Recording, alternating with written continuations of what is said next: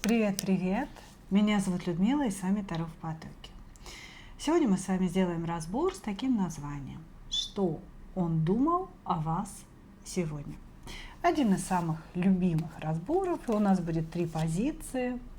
Пожалуйста, выбирайте ваших мужчин. Сначала сделаем сигнификацию, да? Что между вами? Что между вами происходит вообще? Потом посмотрим, что человек к вам чувствует, как он вас видит вообще для себя, как вас принимает. И, конечно же, что он думал о вас сегодня. Да? Может быть, когда проснулся, может быть, совсем недавно, когда засыпал. Да? Но что он думал о вас сегодня? Двоечки, троечки идут в ожидание. Единички, что между вами? Перевернулся туз кубков. И что у нас? Почему так? Угу.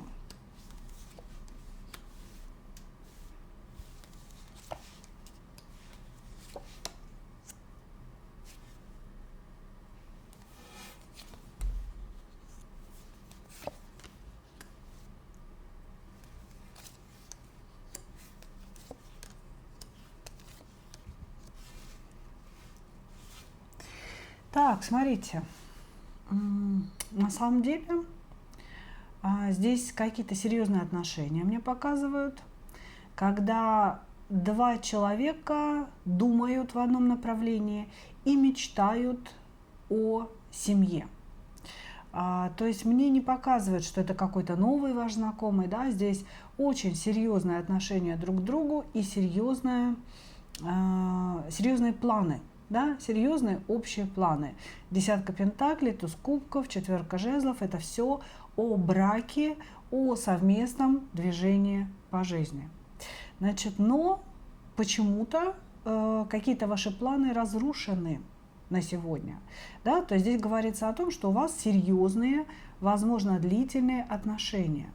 И произошло что-то, что разрушило ваши планы. Или какое-то ваше доверие к мужчине, или его доверие к вам могло быть разрушено. Вот, значит, вы для этого человека действительно же особенная женщина, да, женщина, которая не похожа на остальных, может быть внешне, может быть какими-то талантами, чем-то вы очень сильно отличаетесь. Может быть, вы творческий человек, да, пишете стихи, книги, рассказы, Господи, все об одном, да, может быть, вы художник, может быть, вы танцуете, да, здесь он вас воспринимает какой-то очень такой, знаете, тонкой, одухотворенной, очень красивой, эффектной женщиной. Как, знаете, как бабочка такая вот тоненькая, красивая, разноцветная, куда-то летит. Это его восприятие такое, да. Вот, значит, и сейчас, на данном этапе времени, что-то остановлено. Здесь, знаете, очень могло проиграться, что это был женатый мужчина, который обещал развестись, и у вас были общие планы на жизнь, и в принципе, да, и он, и вы вроде как к этому шли, но он мог уйти от жены и на данном этапе вернуться в семью. Или же очень долго говорил вам о том, что он уйдет из семьи и не ушел. Вот. Здесь прям могла быть достаточно явная ситуация, когда и жена узнала о вас, да, и о том, что происходит, и, собственно, или приняла его назад, или простила его. Короче говоря, здесь мужчина развернулся и ушел куда-то снова в семью. Да, не исключено, что у вас вообще был четырехугольник, и вы замужем, он женат, и, соответственно, он вас всячески, допустим, провоцировал развестись, а сам, собственно говоря, разводиться не хочет. Вот, то есть вроде как, да, вы планировали, что вы выйдете замуж за этого человека, что вас ждет какое-то серьезное будущее с ним. Но он свинтил. И вы сейчас, может быть, вообще в растерянности, не совсем понимаете, что вам делать, потому что, ну, все было по-настоящему, да, и как же так? Как же так случилось? Как же так произошло? Хорошо. Давайте посмотрим чувства этого человека к вам. Кто вы для него по-настоящему?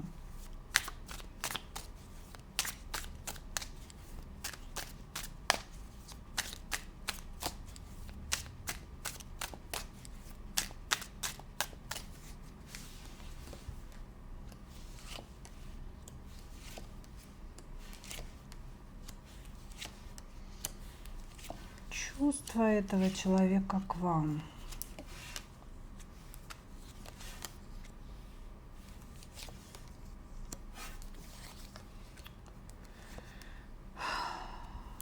Слушайте, знаете, для ваших серьезных планов здесь маловато серьезных чувств, я бы так сказала.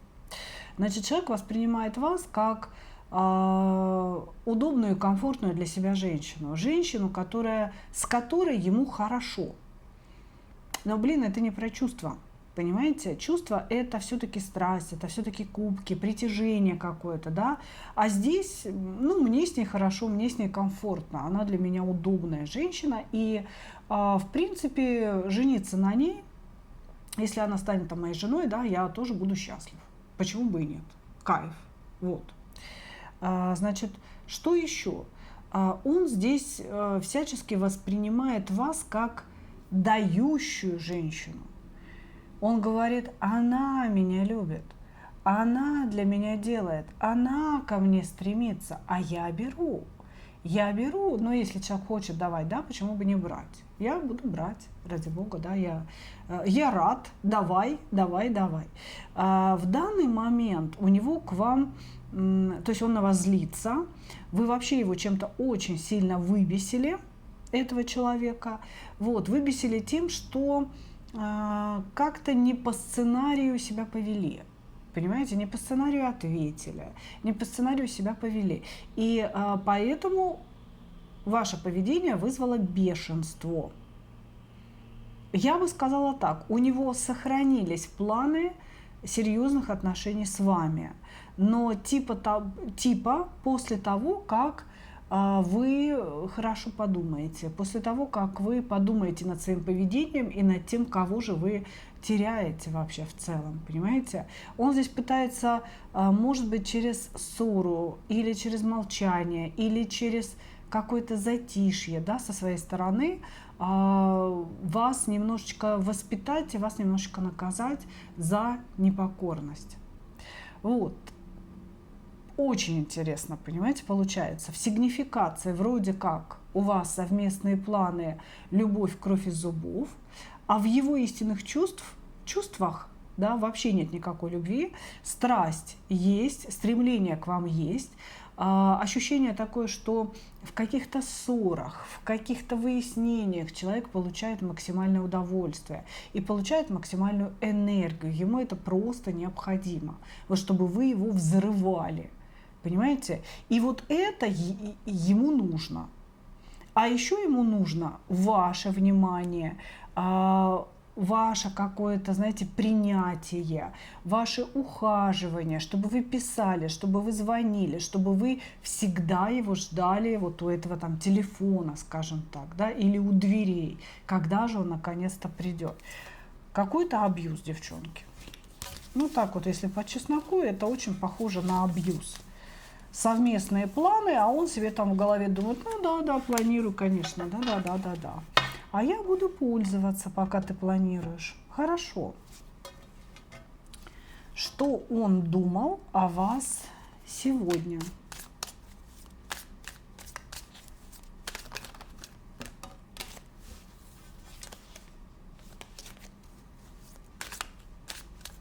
Соскучился он сегодня.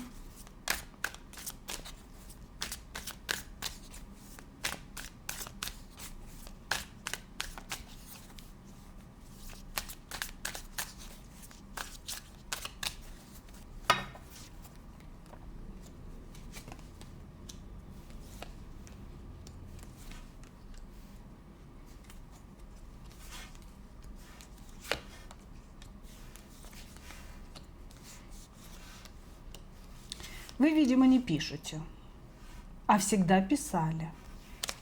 И он такой, блин, я что, не настоящий император для нее? Что за фигня вообще происходит?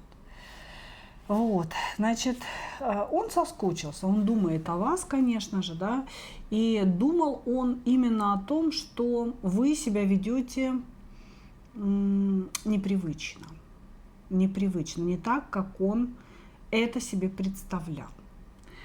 Вы молчите, между вами какая-то тревожная для него тишина, и он начал уже думать, что не имеет на вас такого сильного влияния, как он рассчитывал. Да? Потому что он рассчитывал, что он ваш господин.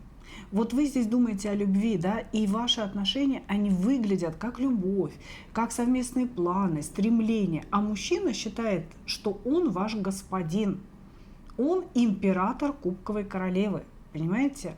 Женщина, которая сама должна стремиться его завоевать, которая должна быть удобной, которая должна постоянно там подстраиваться и так далее. Вот, значит, он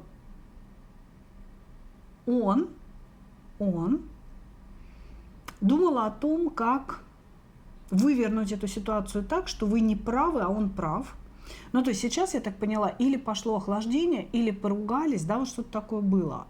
И он типа того, что надо сейчас, во-первых, мириться, да, во-вторых, представить эту ситуацию, вывернуть ее и представить ее таким образом, что это она виновата. Это она меня разозлила, это она неправильно себя повела, она меня не дождалась, она высказала какие-то претензии не вовремя. То есть он хотел бы вот это все вам высказать, да, что вот, дорогая, да, дорогая, ты все неправильно поняла или ты себя неправильно вела. Вот, но начнет он, то есть он вам напишет, этот человек, причем в ближайшее время напишет, начнет он, конечно же, издалека. Он начнет с какого-то нейтрала этот разговор, а потом постепенно начнет вас газлайтить. Потому что это чистой воды газлайтинг, да, то есть ты не так поняла, я этого не говорил, и вообще, что за бред у тебя в голове, что ты куришь и так далее, и так далее. Понимаете, здесь человек почему-то думал о том, как ему с вами помириться так, чтобы вас еще при этом унизить, уколоть и сделать виноватой в вашей ссоре. Вот о чем он думал. Вот, но есть у него такая, знаете, мыслишка, что не совсем-то он ваш император, что почему-то вы не сдаете своих позиций и как раньше не написываете ему сами, и как раньше не стремитесь с ним помириться самостоятельно. Понимаете, вот такая здесь история. Благодарю вас. Вот такие мысли, мои дорогие, вашего мужчины. Двигаемся дальше.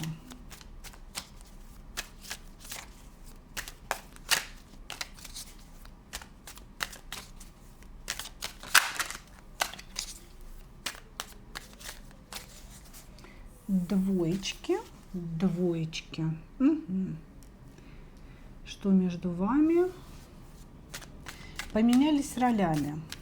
Значит, мужчина первоначально молился на вас, говорил вам о том, а сейчас вообще нет общения, мне говорят. Ну, смотрите, что было, да, тогда. Значит, мужчина, возможно, младше вас. Какое-то такое знакомство, то ли случайное, то ли непонятное, вдруг начал проявлять к вам свое внимание. Вы можете быть замужем, он может быть свободным, молодым таким, резвым. Вот, значит, этот мужчина стал проявлять к вам свое внимание, всячески, может быть, приглашать вас на встречу, давай попьем кофе, давай там приходи на свидание и так далее. То есть он затронул в вас какие-то такие, знаете, нотки или не нотки, струны, господи, нотки. Значит, затронул какие-то струны вашего сердца, вашей души, которые уже давным-давно никто не включал, никто не трогал, да, вы можете быть давным-давно замужем и уже, собственно, забыли о том, что вы девочка, красивая девочка, желанная девочка, да, и тут, как говорится, парень, начал буквально на вас молиться: милая, любимая, уходи ко мне. Значит, никаких особенных предложений по поводу брака нет, да, между вами. и не было. Но этот человек всячески пытался вас совратить, соблазнить, пригласить куда-то, заманить куда-то, да. Не исключаю, что были какие-то подарки, или тут имеется в виду красивые слова. Да, то есть здесь могли быть подарки, а могли быть просто вот слова как подарки, да, ты уникальная. Это не я, это все ты, это ты создаешь этот мир, ты создаешь отношения между нами. То есть его слова были как сладкая патока. Как сладкая патока. Этого человека было слишком много. То есть вот когда он это все начал, да, его прям стало очень-очень много. И, конечно, у вас сначала было какое-то отторжение, потом вы вдруг вспомнили молодость, да, вспомнили, боже мой, я уже и забыла, как это бывает. И вот, неужели это снова со мной происходит, неужели влюбленность, неужели вот это вот так, да. Значит, мужчина занял вот эту позицию вашего поклонника, вечно стоящего на коленях, вечно просящего вас о встрече, и вы к этому подпривыкли, потому что это приятно иметь поклонника, да, всегда меня кто-то ждет, я только написала, а он там через 3 секунды тут же отвечает. Вот, значит, при этом вы замечали, что мужчина ведет себя не очень адекватно, у него какие-то поступки, которые не соответствуют возрасту. Ну, допустим, он достаточно взрослый мужчина, да, гоняет на перегонки на трассе, да, там на какой-то большой магистрали, гоняет на перегонки и подвергает опасности других людей. Вот. Или еще что-то. Ну, там на дерево взял, залез в лесу, понимаете? Вот как-то так все это выглядит странно. Вот. Сейчас почему-то блок на отношения. Ну, то есть, как бы вы не общаетесь, скорее всего, с этим человеком. Самое главное, забыла. Значит, вот этот период, когда он перед вами на коленках ползал и преклонялся, он закончился. И вы как будто бы поменялись ролями. То есть вы стали звонить, вы стали писать, а он вне доступа, а он отвечает через 2 дня, да, или так, знаете, сквозь зубы, типа, что ты хотела, давай быстрее. Вот, то есть здесь пошла смена ролей между вами с этим мужчиной, и сейчас вообще нет никакого общения, нет никаких разговоров. Ну ладно, давайте. Кто вы для этого человека, его чувства к вам?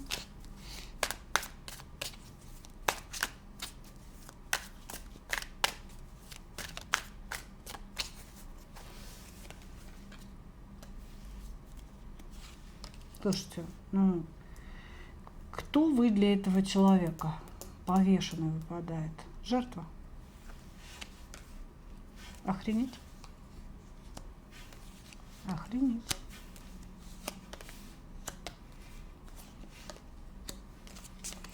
Здесь, знаете, это не какая-то классическая история абьюза или там мошенника, там какого-то Альфонса, все, вылетели все головы, все слова из головы вылетели. Значит, смотрите, это не такая классическая история. Здесь мужчина такой, знаете, как скрытый нарцисс, что ли. У него есть нарциссичные черты, и они проявляются, знаете как? Он находит для себя женщину-звезду, или популярную женщину, или очень красивую женщину, яркую, эффектную, независимую, самодостаточную. И из этой женщины почему-то начинает лепить какую-то рабыню. Понимаете, такое ощущение, что здесь вот рабыни парню хочется рабыни собственной. Вот. При этом я не могу сказать, что у него нет к вам чувств. Этот человек вас идеализирует, он действительно считает вас женщиной, перед которой нужно и можно преклоняться. Он считает, что у вас есть какие-то таланты нереальные. Также здесь может быть экстрасенсорные таланты. Если вы практик, да, то и этот мужчина об этом знает, то он воспринимает вас как вот человека особенного, человека, у которого реально вот это все получается, считывать информацию из потока и так далее. Вот, значит, но первая карта – это жертва. Это жертва. То есть кто вы для него, какие чувства? Он говорит, она моя жертва.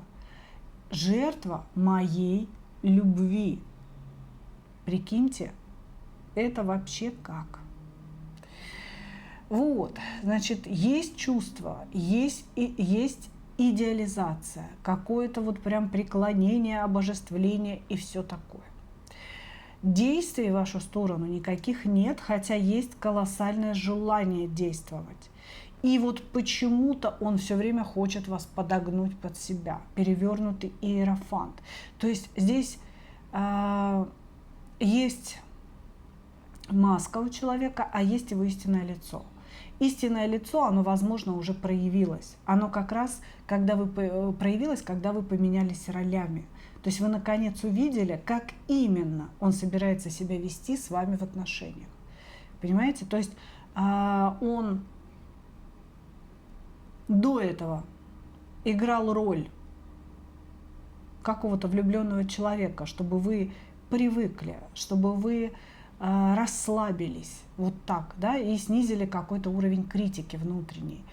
А потом появилось его настоящее лицо. И, возможно, оно вам не очень понравилось, да, его настоящее лицо. Потому что здесь четко, да, перевернутый иерофант. Я притворяюсь хорошим для того, чтобы через время вытащить своего дьявола. Вот. Но чувства есть. Но это, наверное, не любовь, это идеализация.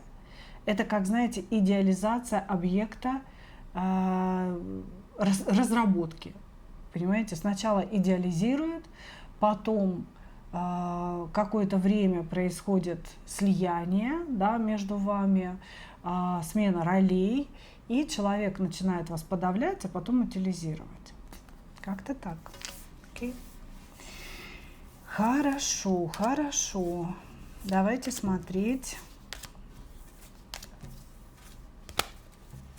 его думы. Думы этого человека. Что он там думал-то сегодня о вас?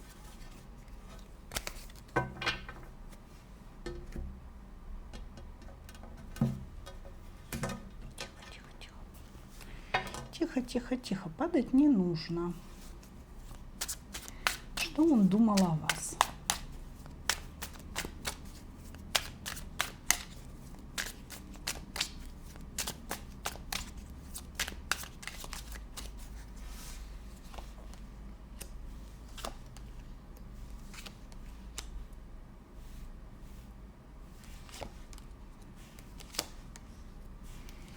Что он думал о вас сегодня? Моей будить, думал он. Будить моей во что бы то ни стало, потому что люблю я ее, а она любит меня, и никуда она от меня не денется. Короче, вот так. Значит, человек по вам скучал. Реально давно не общались, давно не виделись. Он по вам скучал, и он разрабатывал какие-то планы Барбаросса у себя в голове. Планы по захвату вашего внимания, потому что нужно использовать какой-то шанс. Понимаете, что-то с ним, короче, не в порядке, если честно. У него не очень здоровая психика. Вот этот человек, он в вас вцепился как в единственный шанс вылезти. Понимаете, я не знаю, что он имеет в виду. То есть вылезти куда? Вылезти из бедности, вылезти на другой уровень жизни, вылезти из одиночества, может быть, понимаете? То есть здесь непонятно, из чего он собирается вылазить, но вы реально для этого человека как идея фикс, понимаете? Вот, и он думал, первое, о том, что вы не случайно встретились, о том, что вы кармический партнер. Он в это все верит. Надо признать. То есть здесь человек такой, как бы тоже увлекающийся эзотерикой и так далее. Может быть, смотрит вас на Таро. Вот, значит, он думал о вашей кармичности, о неслучайности встречи, о том, что вы его шанс на то, чтобы стать настоящим кем-то. Шанс на то, чтобы вылезти откуда-то, да, и стать настоящим мужчиной. Значит, вы женщина, которую он тайно любит. Вот он об этом думал, но при этом он считает, что и вы его тайно любите. Типа того, что между нами тайные отношения, между нами тайная любовь, говорит он. Вот, значит, и он думал о том, что ну как-то, когда же судьба повернется снова ко мне лицом, и мы с ней встретимся.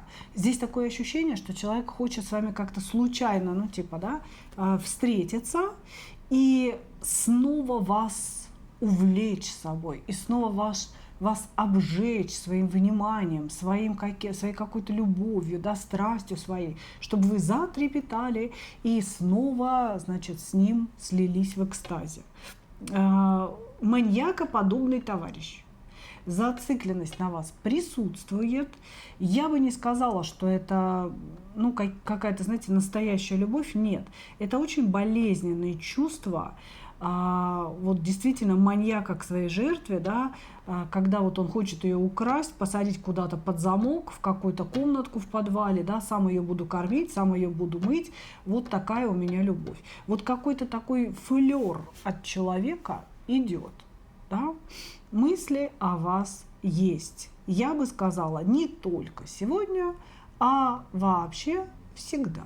Он на вас зациклен, считает вас каким-то великим шансом для себя, который он упускать не намерен и который он собирается в каком-то обозримом будущем брать, как говорится, своим мужским напором. Благодарю вас. Ну или брать на абордаж. Двигаемся дальше.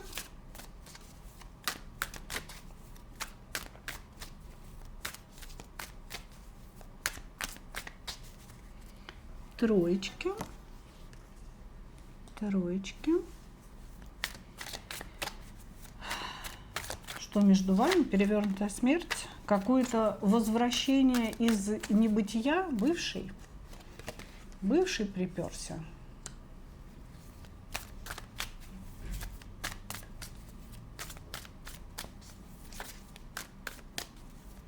Девочки, много раз говорю, не смотрим на мертвых людей. Если смотрите на кого-то умершего, то вся информация будет не для вас. Я не смотрю на умерших людей.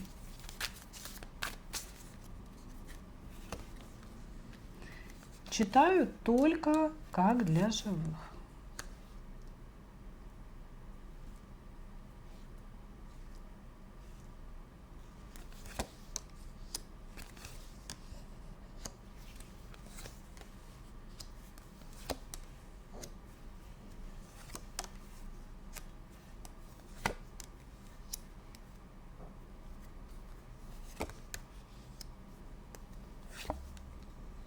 Угу. Так, смотрите, что между вами? Идет такое, знаете, ощущение странное, что в прошлом между вами были какие-то отношения, и этот человек на очень долгий срок пропал. Вы о нем вообще ничего не знали. И он появился через какое-то время с дружбой, скорее всего, рассказывая вам о том, что у него есть семья или была семья. Скорее всего, у вас здесь тоже есть семья на сегодняшний момент, но типа того, ну, его разговор, да, о том, что семья-то у меня есть, в общем, многие годы я живу с этой женщиной, но я несчастлив, потому что любил тебя всю свою жизнь. Вот, значит, здесь, безусловно, у человека есть какая-то жена, которую он, ну, то ли обесценивает в ваших глазах, то есть он рассказывает о ней какие-то негативные вещи, то ли он вообще говорит, давай не будем о ней говорить, да, она для меня ничего не значит. Вот, то есть он пытается эту жену как бы, знаете, так стереть из вашего общения. Вот, вы безусловная звезда, то есть он говорит, я любил всю жизнь только тебя. Этот брак – это ничто, он ничего для меня не значит, ничто против моей великой любви к тебе. Значит, мужчина постучался к вам самостоятельно, он вас или нашел, написал в соцсетях, нашел или нашел ваш номер телефона, да, вот. И в данный момент происходит какой-то подбор ключиков к вам. То есть он может пропадать, потом появляться через время и вот эти вот ключики подбирать, да, говорить с вами на одну тему, на другую тему и смотреть на то, как вы реагируете. Ощущение, что человек вас прощупывает, вот прям прощупывает. У вас от его появления, да, вы не знали на самом деле, как реагировать, да, то ли радоваться, то ли грустить. С одной стороны, возникло ощущение радости, какого-то торжества, да, что человек о вас думал всю жизнь. Это очень приятно осознавать. Но потом вы почувствовали, что вы очень много думаете о нем. И очень много энергии просто как будто бы сливается из вас в этого человека, как будто бы происходит прям натуральный слив. И после общения с ним, даже самого безобидного, даже по переписке, вы испытываете пустоту внутреннюю. Вы постоянно думаете о нем, вы постоянно с ним разговариваете у себя в голове. И это какие-то пустые разговоры. То есть вы не чувствуете своей эмоциональной привязанности к человеку, но он все равно присутствует в вашей голове. Если вас спросить, любите ли вы его, вы скажете нет. Если вас спросить, уйдете ли вы от своего мужа ради него, вы перекреститесь и скажете, да вы что, с ума сошли, что ли, да, как бы Бог с вами. Вот. Но он как будто бы сидит в вашей голове и неотступно, вот прям как-то неотступно в ней копошится и копошится. Вот, значит, сейчас может быть период затишья, необщения. Может быть, вы его заблокировали по этой блокирующей карте, да, может, он вас там заблокировал, что-то там выеживается, вот. Но ощущение, что сейчас общения нет особого, вот, или он просто долго не писал. Хорошо, давайте посмотрим, чувства человека к вам, кто вы для него на самом деле.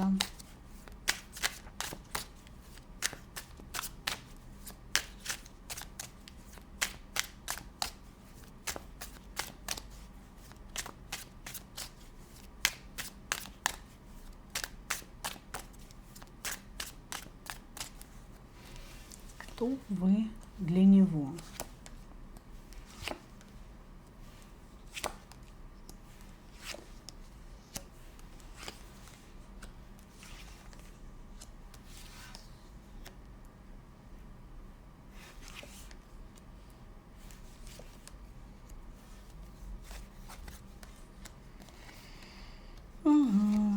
Понятно. Здесь смотрите, человек ищет себе маму. Как-то так получилось, что в течение жизни он не добился того, что планировал. Может быть, когда у вас были отношения ранее, да, он посчитал, что он найдет кого-то получше вас, да, что вы его не приведете к успеху и так далее. И он мог выбрать кого-то другого, вот прям при вас, да, то есть жениться на какой-то другой женщине. Вы могли не выбрать его, а выйти замуж за кого-то другого. Или же действительно ваши отношения были разорваны дорогами, намерениями, да, вы поехали куда-то учиться, или он уехал куда-то работать. В общем, что-то такое. Но после вот этого разрыва его конкретно жизнь сложилась не так, как он планировал. Он хотел каких-то вершин, он хотел денег, он хотел должностей, он хотел каких-то достижений. Но что-то пошло не так. Что-то пошло не так из-за его раздолбайства, потому что этому человеку нельзя ничего поручать, он не держит своего слова никогда. И как будто бы, знаете, забывает свои обещания. Вот. И из-за вот этого свойства, да, человека, он потерял очень много возможностей в своей жизни. Он озлобился, Он понимает, что он живет не той жизнью, которой ему хотелось бы жить. И вот в голове появилась эта идея, знаете, как бы взглянуть на свое прошлое, взглянуть прошлому в глаза. У него действительно есть ощущение, что вот если бы он тогда с вами был или женился на вас, все пошло бы по-иному, да, по-другому. Значит, и по сути, ему нужна женщина, которая его будет утешать, которая ему скажет: Саш, ну все с тобой хорошо, не переживай. Не знаю, почему Саш, да, может и не Саш, но у кого-то здесь Саша однозначно. Значит, не переживай, все у тебя будет хорошо, не так все плохо. Да? Женщина, которая подсветит ему его достижения, которая скажет: слушай, ну ты не ничтожество, нет, ты великий, просто это не совсем видно. Да? Вот. И когда он вновь стал общаться с вами, он увидел в вас женщину, которая может его воодушевить, которая может ему дать надежду на то, что он не пропащий человек, надежду на то, что он что-то из себя представляет. Вот. Ну, сексуальное желание здесь, конечно же, присутствует. И тем оно сильнее, чем вы дальше друг от друга, чем невозможнее ваши отношения. Да, он может говорить: давай встретимся, вы отказываетесь, говорите: я замужем, я никуда, ни на какие встречи с тобой не пойду, дорогой. Вот. Это его еще больше заводит, это его еще больше возбуждает.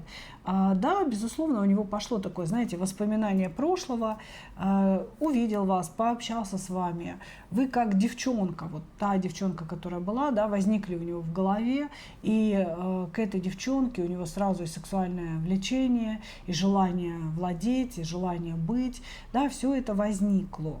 Вот. Ну, безусловно, конечно, нельзя сказать, что это любовь. Здесь просто человек от того, насколько ему плохо, ищет женщину, которая его утешит.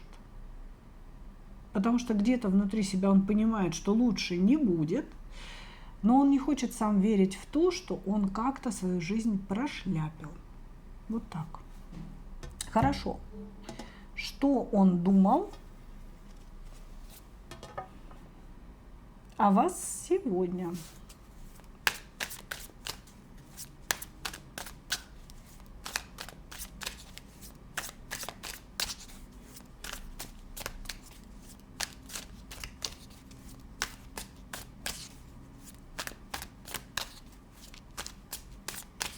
Что он думал о вас сегодня?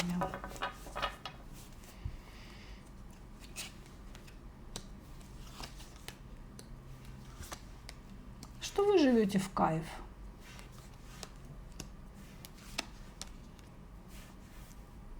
Угу.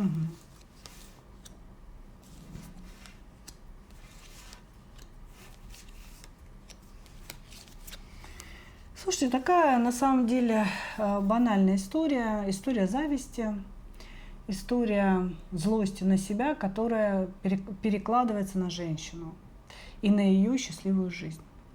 Значит, что он думал? Что вы прекрасно живете в девятке кубков, вы кайфуете в своей жизни.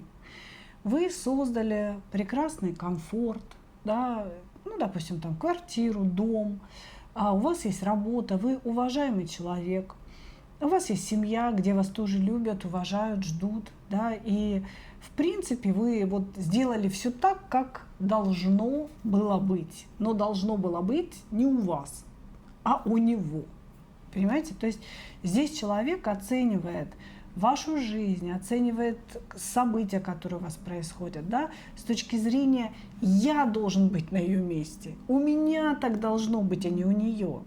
Понимаете? То есть он как-то смотрит не на то, что вот если бы я с ней был, я бы это получил. Нет. Она это незаслуженно имеет. Я хочу вот туда. Пусть она становится на мое место, а я на ее. Вот так. Он здесь, понимаете, не особо думает о том, сколько вы вложили энергии, усилий для того, чтобы создать свою жизнь. Понимаете? Он просто тупо завидует. Тупо завидует вам, завидует вашему положению, да, и тому, что у вас есть. Что он еще думал? Он думал о том, что он ничтожество. И вы это очень хорошо видите, но вы очень добрая, очень мудрая, и вы стараетесь как-то его приободрить. Понимаете? А вот это все вместе, вот смотрите, вы видите, что он ничтожество, но стараетесь ему сказать: нет, ты молодец. Посмотри, вот сколько у тебя достижений, да, нужно думать о хорошем. Ну так вот сложилась твоя жизнь, ну что ж там, да. То есть сам факт того, что вы все понимаете, но жалея его, стараетесь его успокоить, его выбешивает. Он злится на то, что вы все видите, злится на то, что вы все понимаете. Ему хочется в ваших глазах быть просто мега каким-то императором, понимаете, властелином колец. А вы, ну так, снисходительно его жалеете, ну как он считает, да, в своих мыслях. Вот, значит, и поэтому сегодня на самом деле человек себя распинал за то, что у него ни хрена в жизни не вышло, за то, что он ничтожен перед вами, что в принципе вы понимаете, что он ничтожен, вы понимаете, что как бы он ни хрена не добился в этой жизни. Вот. Также он, ну такое ощущение, что вот мы просматриваем человека, который или готовится ко сну, или там только проснулся, и его настигли какие-то тяжелые мысли, да, то есть вот ощущение, что он в постели в данный момент находится или вот только-только встал. У него очень много проблем, скорее всего, это долги или незакрытые кредиты, и мысли об этом его добивают. Понимаете, когда он остается один, он не занимается какими-то, знаете, такими благостными мечтаниями, эротическими или еще чем-то. Его все время преследуют мысли о деньгах, преследуют мысли о долгах. И как бы в мыслях о вас, да, тоже присутствовали мысли о том, что он кому-то должен, что надо отдавать, что надо зарабатывать, что, блин, ни хрена не получается. Вот. То есть здесь человек, да, он думал и о вас, и о своей жизненной ситуации, и о том, что ну как же так судьба повернулась, да, между нами, что вот у нее все хорошо, у меня все плохо. Понимаете? И ни одной мысли с позиции того, что вот если бы мы были вместе, все было бы хорошо у меня. Нет. Тут другие мысли совершенно. Я завидую ей, что у нее все хорошо, она не заслужила того своей жизни, да, я заслужил ее жизнь. Я должен был быть на ее месте. Вот, да, уничижение себя, не вас. Человек вас возвеличивает, то есть он действительно вас высоко оценивает. Но как-то это все подвывернуто через глобальную зависть. Просто через глобальную зависть. Какие-то очень сильные переживания его накрывают. Переживания не о ваших чувствах, не о вашем совместном общении, а о том, кто он, что он никуда не идет, что он ни хрена не добился. Ему стыдно перед самим собой, но он не может этого осознать и принять, что ему стыдно. Ему как-то, знаете, внутренне надо вас обвинить в том, что вы хорошо живете. И почему-то этого не заслужили. Ну вот как-то так, понимаете? Вот такие мысли, мои дорогие. Вот такой у нас сегодня получился разбор. Я благодарю вас за ваше внимание и, как обычно, хочу пожелать вам только одного – встретить свою настоящую любовь и не потерять в ней себя. Ну а мы увидимся с вами в следующих видео. Пока-пока!